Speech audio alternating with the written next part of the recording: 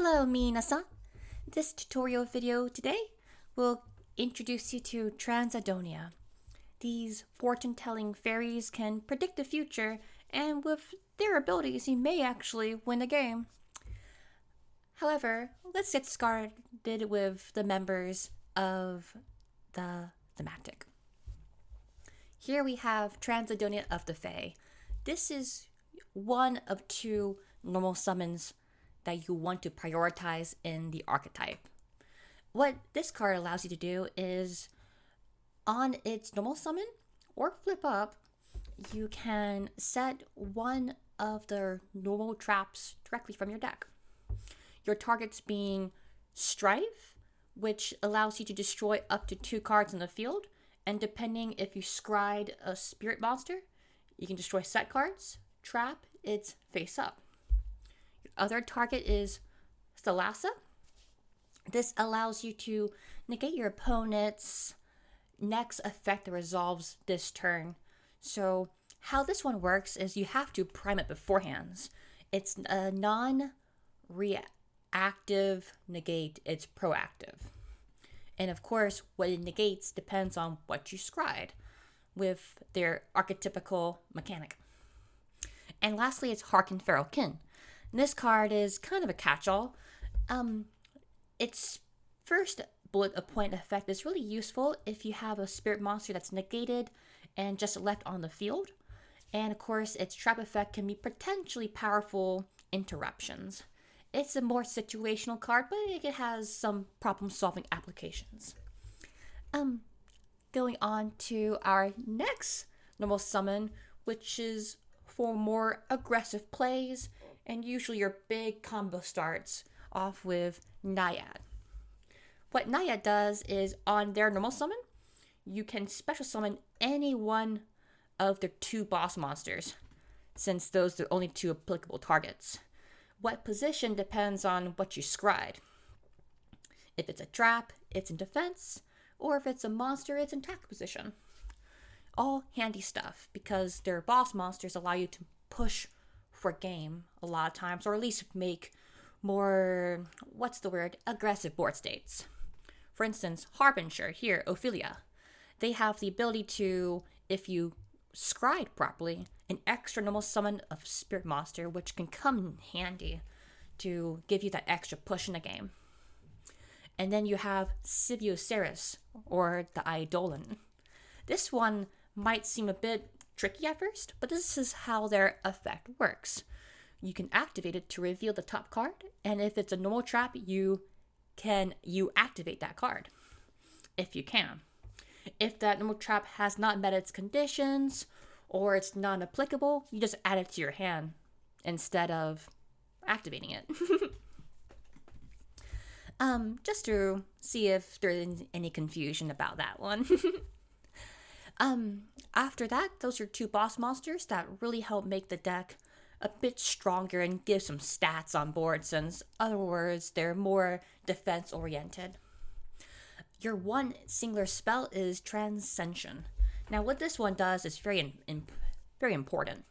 Not only is it in archetypal Rhoda, but it can allow you to essentially stack your deck, right?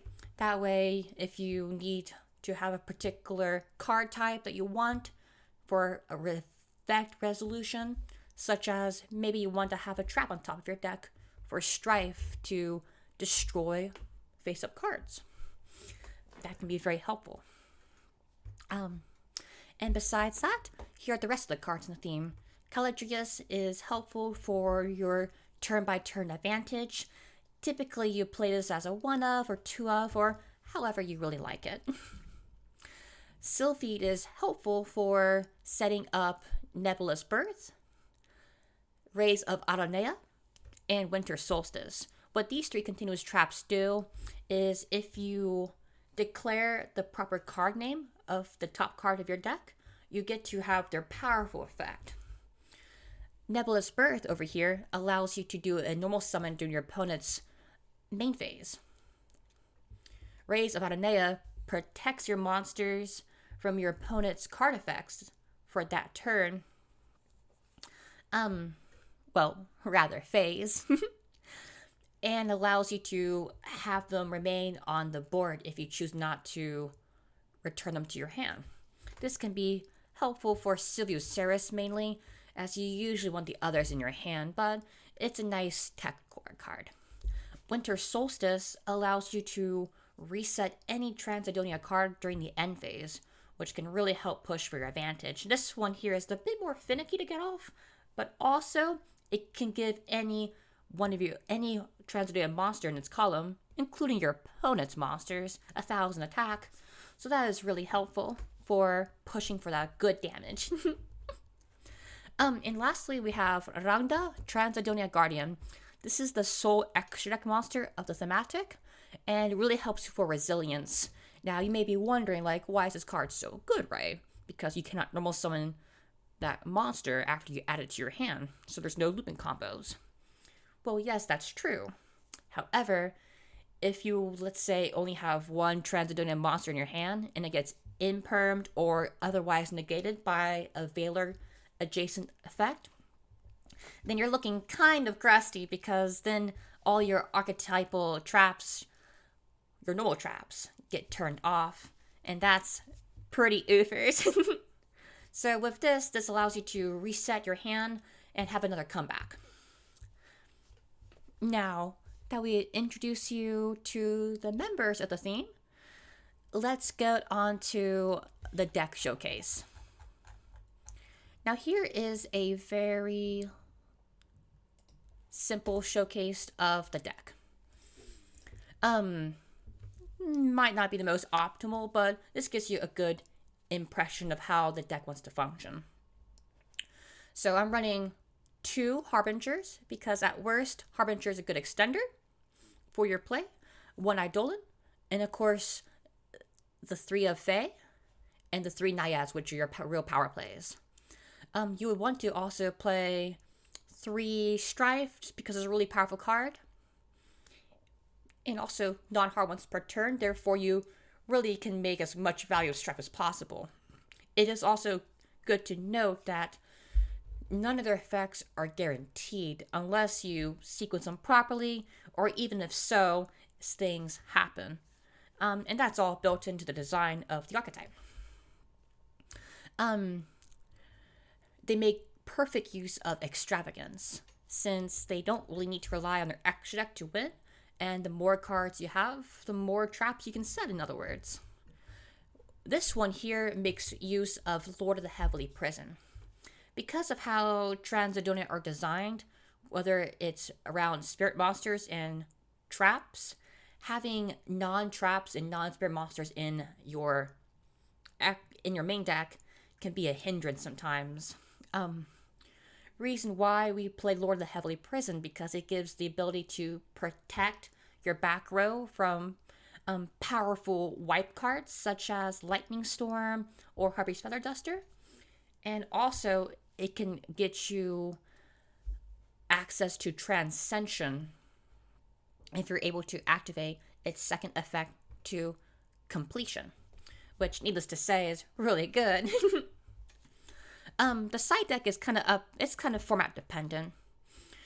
You can play Amano Iwato, which might have potential uses.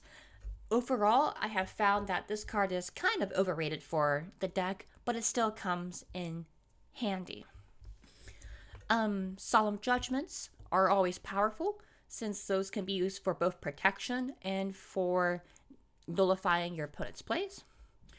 Randa for safety, and also because extravagance may banish them. And then because you have a level link 1, Ningirsu becomes a nice secondary target to go into access code Talker, just in case.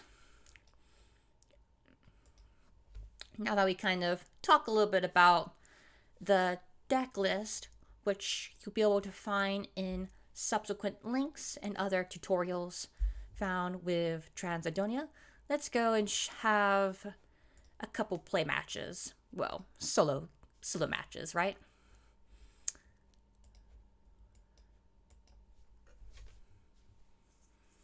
Alrighty.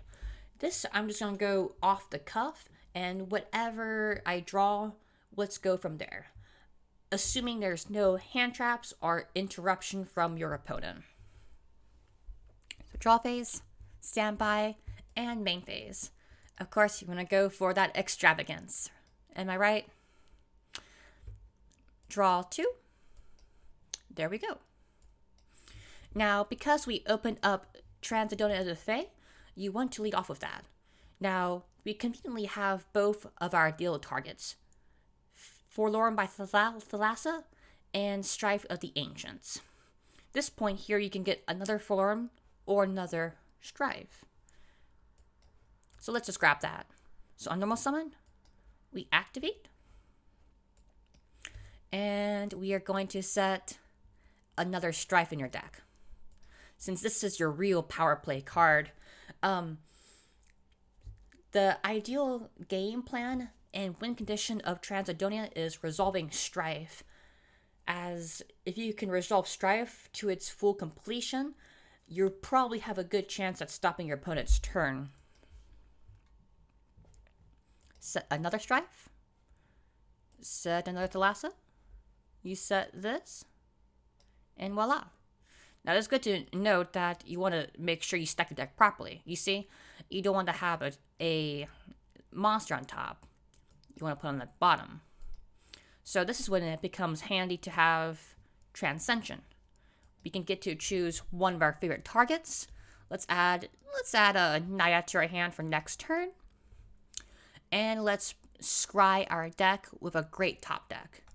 Let's see. Since we already have Nebulous Birth, why not also have Winter Solstice? At worst, it gives our monsters 1,000 attack. It is also good to note that this will most likely not be our top deck because Strife always places the reveal card on the bottom of the deck. It's what makes actually the Forlorn by Thalassa very desirable since it can place the reveal card on the top or bottom. Now, during the next standby phase, you usually want to activate this first hand just to prime it. This one here will negate your opponent's next spell or trap, which can be really powerful. That can help insulate your back row and force your opponent to have to sack off a card they don't not like. You always want to make the best use out of Strife. Therefore, it's always, desirable to wait until you actually have 2 applicable targets. But if your opponent has a high value target, let's say a really good field spell, then you might want to activate it early on just to pop that. It is good to note and reiterate that none of their normal traps are hard ones per turn. However, they are ashable. All right, now let's go for another replay. Alrighty, now this one here is a bit crustier, and let's go with a more fictitious scenario. Let's say you normal summon Transadonia of the Sylphid, and you want to activate its effect, but your opponent then imperms you. Grr, am I right? Well, at that point, Sylphid's dead on the field, and you have no other Transadonia monsters in your hand. This is where Randa becomes helpful, because that's not Randa. That's Randa. Darn dueling book. Now this one here, you can activate it on its link summon to target a Transadonia the Sylphid. You also get to have a scry. You see, it's a trap. That's really good. I'm going to place this on the top. Add this to your hand. And now you have Strife online. With this, you set, and you set. Now you prefer to keep a torrential tribute in hand for next turn, just in case. That is up to you as well. You don't actually have to set both of them because redundancies of power, right? You have a lot of things that do destruction right now. During the end phase, this goes back to your extract so that you can preserve it for next turn play. Let's do one more, shall we?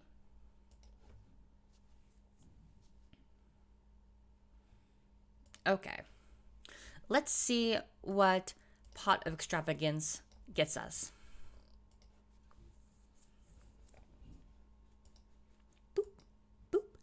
Classic extravagant to extrav, am I right? Well, this is a great hand to demonstrate what we're talking about. So, because we have Strife, but we don't have the Lassa, we want to make sure we grab the Lassa. So, we're going to normal summon Fae, activate their effect. Don't forget to scry. You scryed Lord of the Heavenly Prison. Well, that's a very interesting card to have. It's good to know because we can place that on the bottom of our deck. That way, our other effects will be live for certain. So let's place the Lassa over here and place this bad boy on the bottom of the deck. Now, if you want to do something a bit more risky, you can use Randa right now and attempt for another scry. For instance, let's do that right now as an example. So let's go to Randa.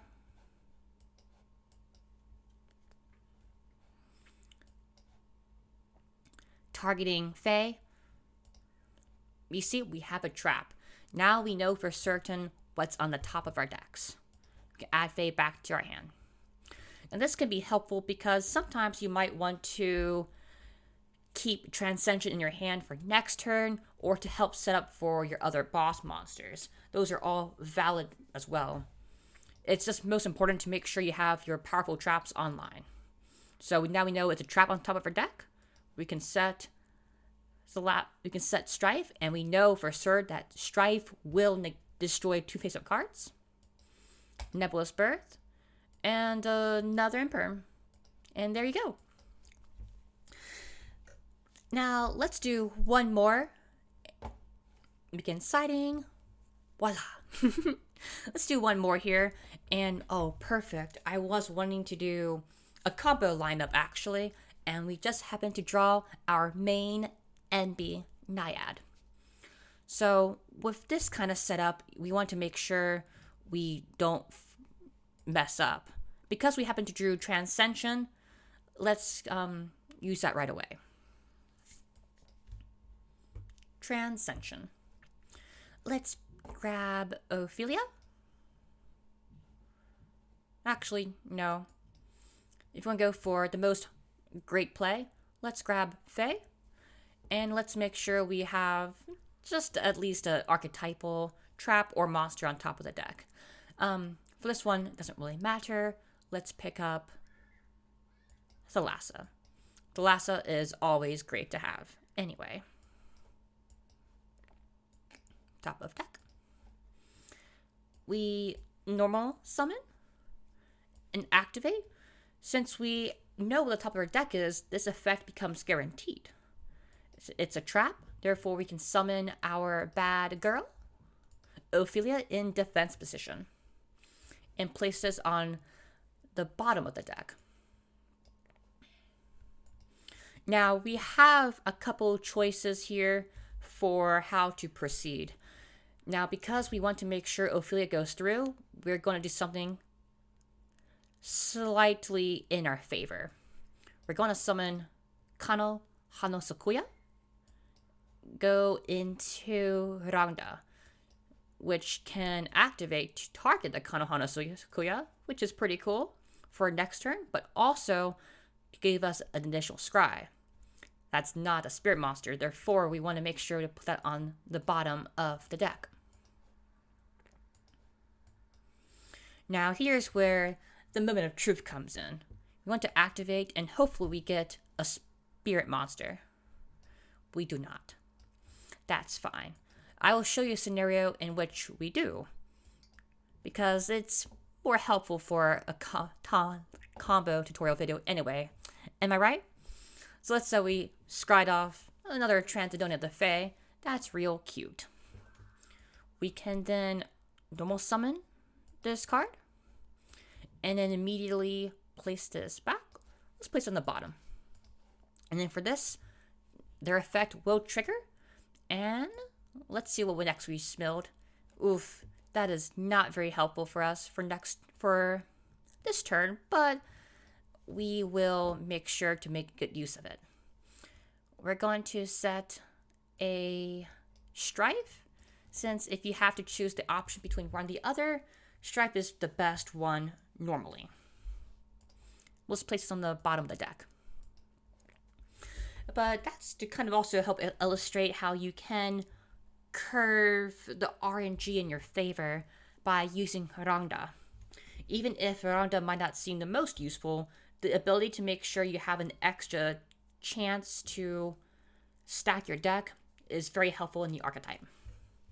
And that's about sums it up for the combo tutorial of Tranzadonia. I hope this little video kind of gives you a good impression about the thematic and how it's supposed to play. All in all, the exact combos aren't too difficult. The real skill that comes to Transadonia is through your micro decision playing and interaction with your opponent. You know, just like any hard control trap based archetype anyway. Nothing new there. It does have some degree of randomness, but that kind of makes it a bit more fun, am I right? Well, I hope minna-san you enjoyed this, and look forward for the other tutorials for the Carnival Vindicatio.